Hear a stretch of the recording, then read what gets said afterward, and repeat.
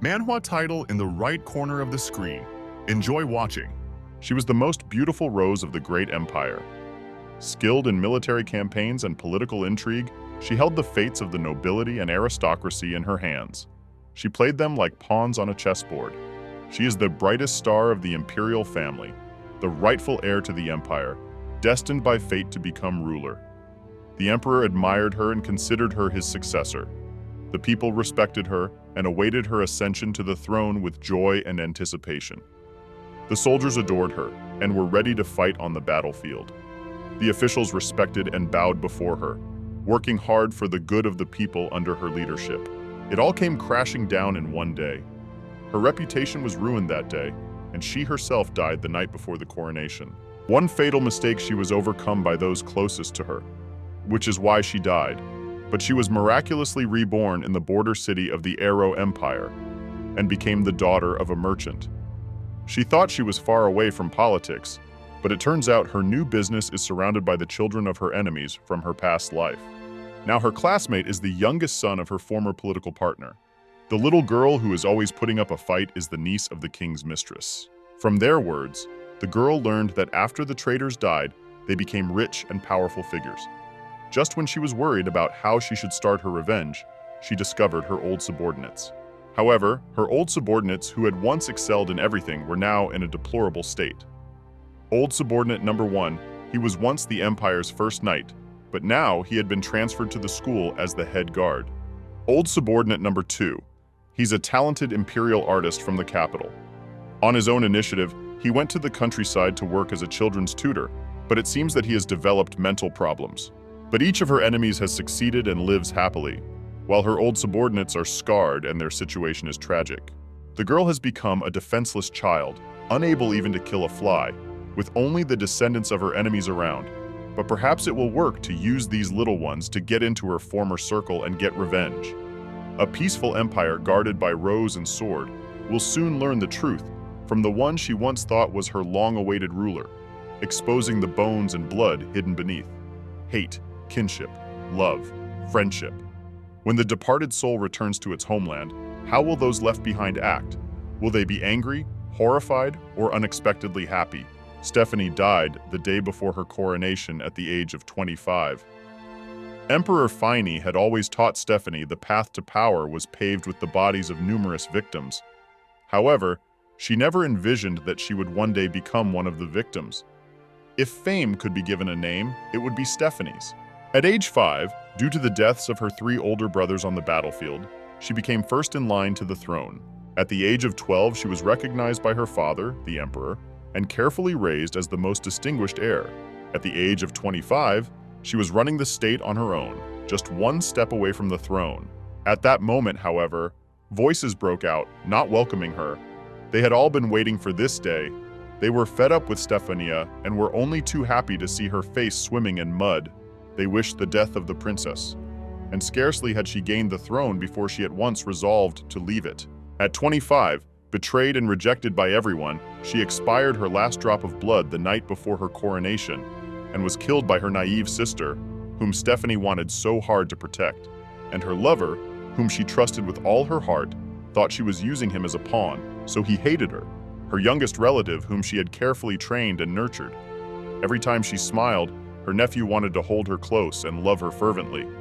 He was able to do that when he killed her, and also her trusted subordinate, who eventually ordered Stephanie's body removed and given to the wild dogs. Her flesh was ripped open with the sword art she had trained. The trust she gave stabbed her in the back, and the love she gave pierced her soul. Stephanie didn't understand why and for what reason this had happened to her. She didn't want it to end this way, and she wanted another chance to stomp all your betrayal with her own feet and take what was rightfully hers. There was a God who heard her plea, and it wasn't long before she opened her eyes. She felt her heart pounding. Stephanie was incredibly happy to be reborn. The gods were on her side and had given her a second life to avenge. She wanted those who betrayed her to lie at her feet. Only she didn't immediately begin to realize what was happening. She was a helpless child, unable to do anything. Next to her was her brother Lucas, 5 years old. From him she learned that her name was now Sylvia. Sylvia's father is a wealthy merchant of the town of Vils, who owns a third of the empire's gold mines. His name is Vernatter, and Sylvia's mother, Isabella. She gave birth to this child very late, but Sylvia was still born healthy. This family turned out to be very caring, friendly, a little naive, and strange. And the older brother promised to protect his little sister and not to let anyone call her stupid. Stephanie was very angry, but she was also desperate. Sure, the good news was that she was reborn, but the bad news was that she was an infant with no powers. Apparently, the gods aren't on her side after all. Life after rebirth dragged on unbearably long, and Sylvia endured it day after day. When she was 6 months old, hearing her parents talking, she learned that Otis had stepped into the throne room and lowered his legs. Everyone was overjoyed at this, but Sylvia was furious. How could her father walk onto the throne? After all, he had dirty full words. He could not become the ruler of an empire. When Sylvia was 3 years old, she overhears the maids discussing Princess Erin, who was marrying Adonis. Sylvia was angry again. After all, Erin is her little sister from her past life. Adonis is her ex-boyfriend. They had both betrayed her, and now they were living happy lives.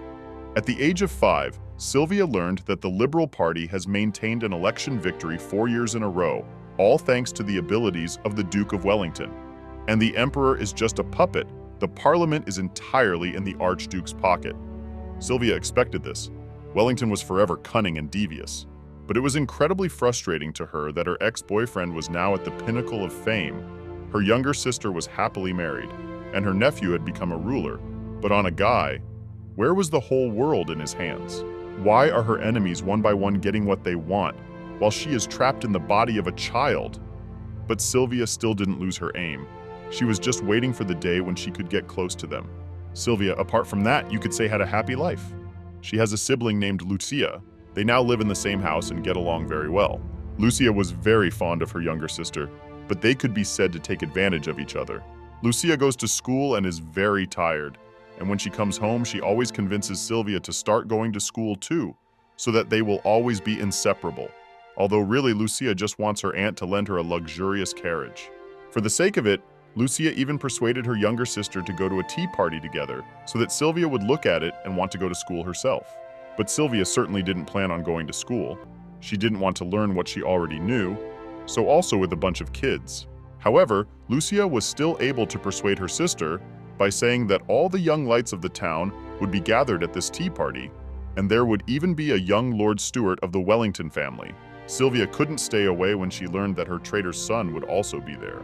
Sylvia had a hunch that her plan with him was about to begin, so soon they were on their way to the tea party. Lucia talked a lot about Sylvia being able to make friends, since she usually stays home every day and doesn't talk to her peers. But now she's finally getting out. But Sylvia was not listening at all. She thought only of meeting Wellington's son, the Archduke, her former associate, now leader of the Liberal Party, and the man who ruled the whole empire, and now her dreaded enemy. He came from a simple noble family of a small border family Vils. Unlike the capital aristocrats, born with a golden spoon in his mouth, he was a real guiding star for the common people. But Stephanie recognizes that he's just a freeloader who got his first political capital thanks to his wife's noble family. Shortly before Stephanie died and his wife had already sent their children off to school, and given his wife's age, it was unlikely they would be able to have any more children. The year before Stephanie died, he returned to his hometown of Vils, and then when he came back to the empire, his wife gave him a scandal and said it was all because of some love affair. If all of this is true, then the young Wellington she meets today must be the child that was conceived during the affair. Due to pressure from his influential official wife, the Archduke was forced to hide his illegitimate son in his ancestral home. Sylvia was even glad, and this could be the perfect pawn for her return to the circle of power.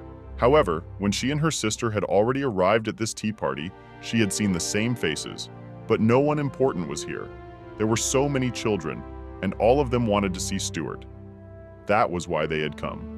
When they saw Sylvia arrive, they only laughed at the fool who wanted Stewart too. Margot, 8, best friend of the cousin of the ministry official's daughter's cousin in Vilsa, said that at an aristocracy gathering, the nobles can't always find time to attend the event.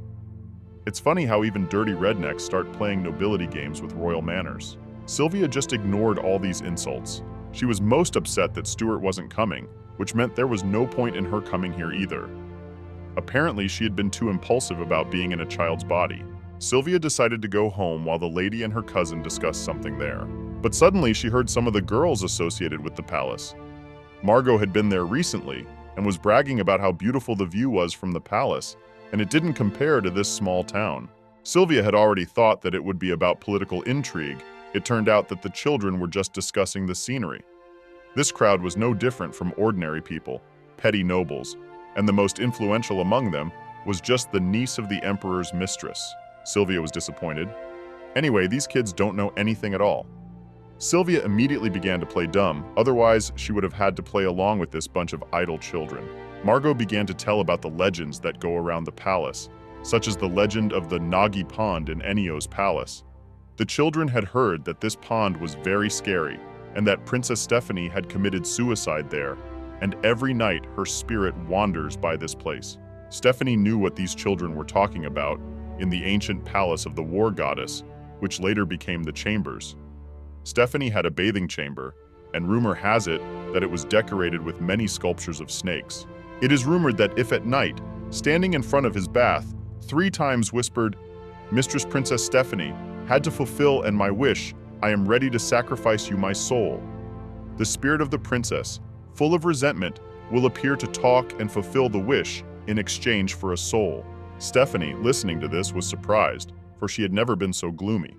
Why do children talk such nonsense? Why do people say such things?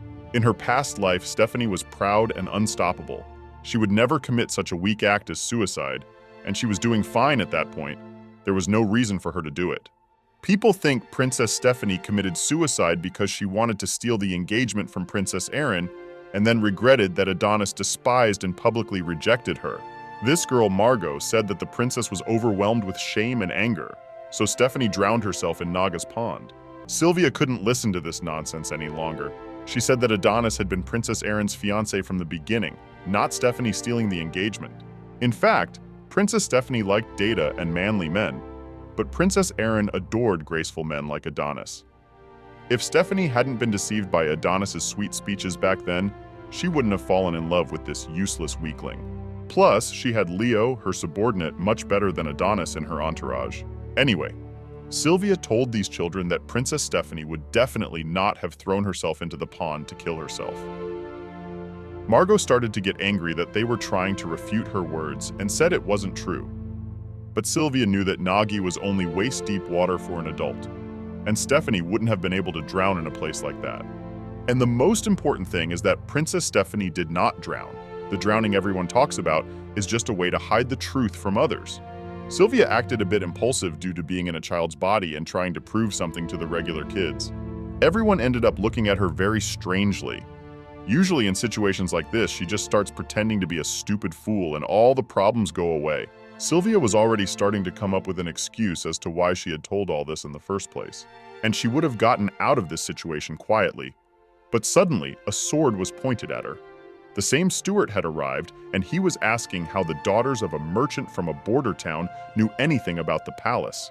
Lucia immediately stepped in to save her little sister and told Stewart that Sylvia was just having a little trouble with her head, and sometimes she couldn't tell the difference between reality and fantasy. But Stewart was not interested in that. He asked a specific question. How did the merchant's daughter know about the Naga Pond in the palace? Stephanie expected this boy to be so savvy, but he was unlucky, for it was her he met. Stewart was so savvy that he even thought perhaps it was Princess Stephanie. He asked about it. Sylvia was even surprised at how much he was. Perhaps he was an admirer of hers, or perhaps he was Wellington's spy. Either way, she was going to fool this puppy. In her past life, Stephanie was a politician at the top of the power pyramid. And politicians are born actors who can play any role, so even a cunningly clever man like the Duke of Wellington was only a smitten adversary of Princess Stephanie. But a young gentleman like Stewart, he's unlikely to be able to force the truth out of a witch who is living her second life. Sylvia started her show. She made a shocked look and told him that it was not to be told to anyone. Stewart really began to believe that this girl was somehow connected with Princess Stephanie. But on the other hand, he had his doubts. After all, a parentless upstart from this town could not have risen so high as to have the honor of speaking to the princess. But Sylvia turned off the very plausible. She beckoned the boy closer to tell the secret. And then, she shouted loudly that her mom had always called her the sweetest little princess, and also that those who would treat her like a princess other than her mom should take her as their wife. So Sylvia got out of the situation and asked if Stewart really wanted to get married. He said he couldn't decide that. Then all the children breathed a sigh of relief. Sylvia's still the same brave fool. She's even teased Prince Stewart, and now he'll be sorry for a month, and you can't argue with her. Sylvia didn't stop and continued her show, so Stewart thought about how stupid it was to suspect such a fool. He said he's going to be attending Wells Academy soon, so he doesn't have time to play dumb, and it's a place she can never get into. Sylvia hadn't even planned to go there, but now she's changed her mind. If Stewart's going to be there, it's a good opportunity. 6 years, and finally the tipping point to achieve what seemed out of reach. Stephanie has been limited by a small town and a child's body. Now, however, she's found a point of contact with her enemy in Vales. Even despite Archduke Wellington's best efforts to keep himself safe, he could not have anticipated that Stephanie would start with those closest to him and infiltrate his entourage in this way. Stephanie was about to move closer to Stewart, to once again find herself at the center of the nobility of the imperial capital and once again face her enemies. So she called out to Stewart and said she would go to the academy with him. He was already annoyed that he had just blundered into so much trouble with such a fool, and now she was also saying she was going to school, but he didn't believe it much. Everyone was upset that Sylvia would have to go to school so early and spend 10 years of her life doing it, even though she could have stayed home and just studied with a tutor. Even Lucia, who really wanted her sister to go to school and had been urging her to go later, or at least take the servants with her. But Sylvia had already made up her mind.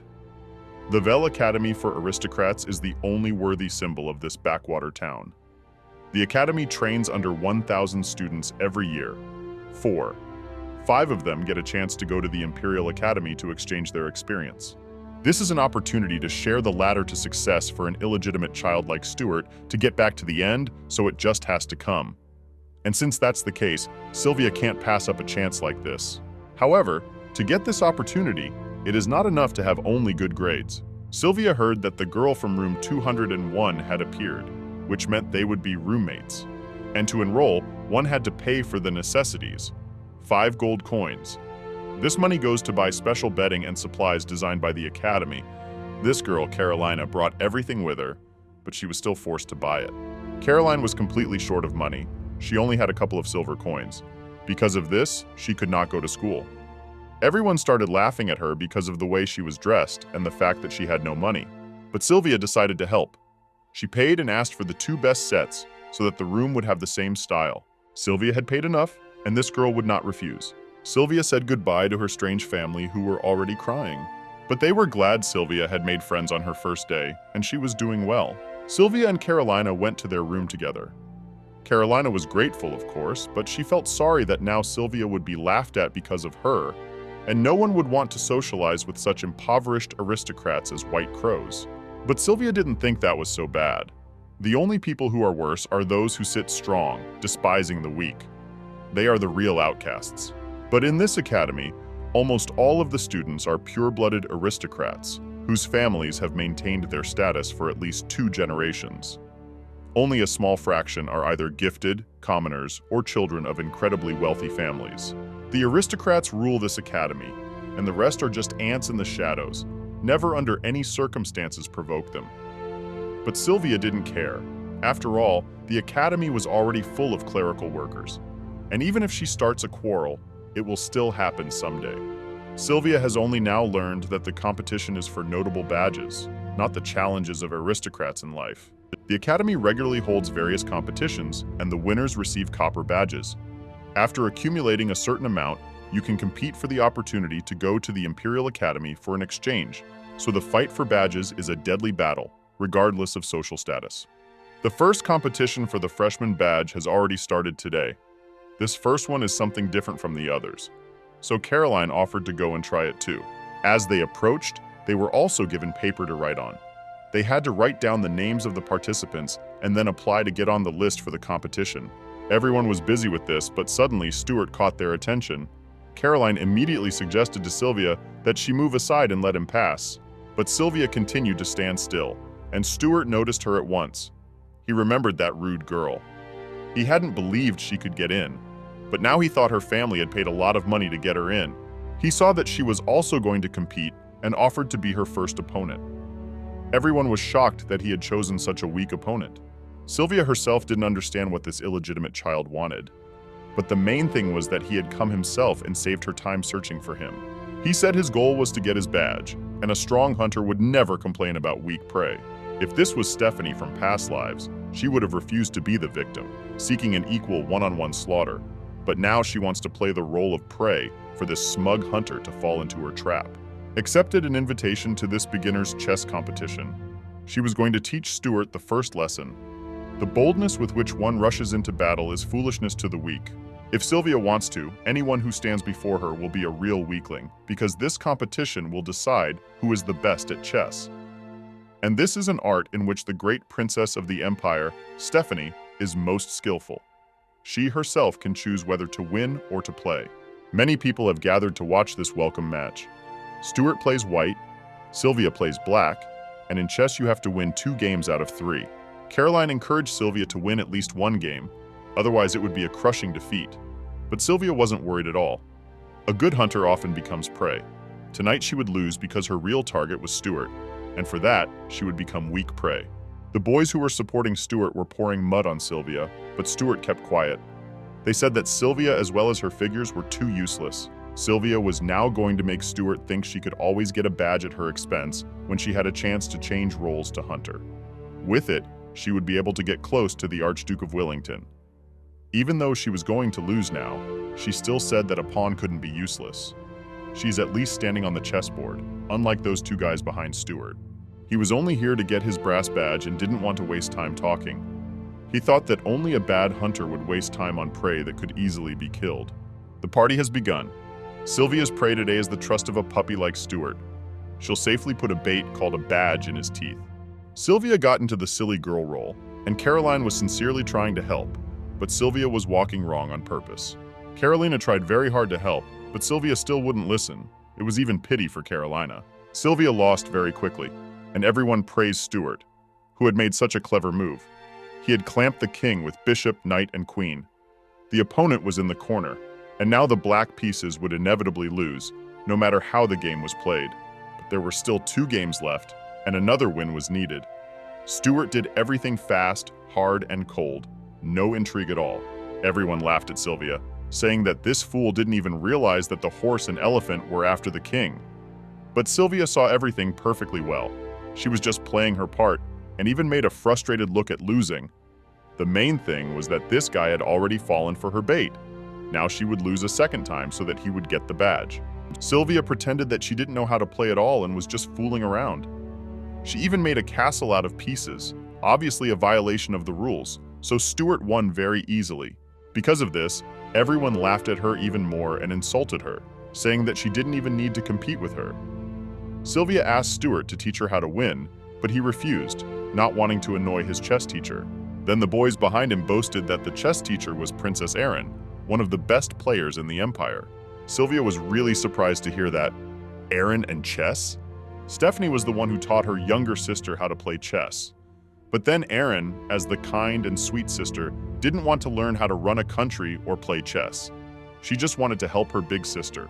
The boys around Stewart said that Sylvia was unworthy to even learn chess, and unworthy to kiss the ground at Erin's feet, and similar insults. Sylvia finally found something worth paying attention to in this Stewart. He's Erin's favorite student. The boys said, "Sylvia, kneel and pray before Princess Erin's portrait." And Sylvia was sufficiently infuriated by these words, for Erin was not worthy of it. Caroline tried to reassure her friend. She didn't want to quarrel with these guys, lest they be accused of disrespecting the imperial family. And then the boys remembered that Caroline is the daughter of the Finham family, and after the incident in Leon, they had all the rumors sorted out and the family impoverished. They are looking everywhere for help, and last month, even their families came and brought pitiful gifts. The boys were just humoring Carolina and Sylvia, saying that the dumbass of the Finham family and the poor fool with money were really the perfect couple. Sylvia noticed for the umpteenth time that the feeling of people who exalt the strong and humiliate the weak was growing more and more.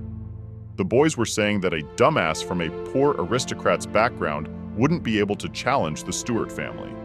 They would only be able to do so in the next life. Sylvia suddenly changed her mind. She decided that she would change her plan and take the brass badge for herself. After so much humiliation, she asked Stewart, If she won the third game, would he give her the badge? Since the future was so powerful, he wouldn't be afraid to fight again, would he? Everyone said that they should just ignore her, because the rules were 3 rounds to 2 wins. But Sylvia suggested that Auntie take a big risk, and then laughed that he was such a talented student of the princess, turned out to be a coward and scared. Sylvia started laughing at him, and eventually he agreed to her terms. This time Sylvia began to play in earnest. Stewart had taken out her strongest piece and was sure he would win soon, but Sylvia knew he wouldn't. She wondered, what was the strongest figure in general? Her past, her personalities, her past life status? Stephanie had lost all of one thing. Since the gods had given her a new life, she should get it all back. Sylvia offered Stewart a bet. If he loses the third game, he will give the badge. But if he wins, all the badges Sylvia receives in the future will belong to him. Stewart laughed, certain that Sylvia was just hoping for luck. After all, he had already predicted his victory in this game. Sylvia said, "Today, I was going to teach him the important rules of life. While nothing has been decided yet, you shouldn't throw around loud words, otherwise the defeat will be even more shameful." Everyone was sure that Stewart would defeat this fool who doesn't even know chess. Besides, she offered him the badges herself, and he didn't refuse. The teacher confirmed the contract, and now a smile appeared on Sylvia's face. She had looked silly before, but now she had changed dramatically. She said, "It's too late for salting." He noticed the change, but he was still confident. With each move, Sylvia was gaining more and more of a winning position.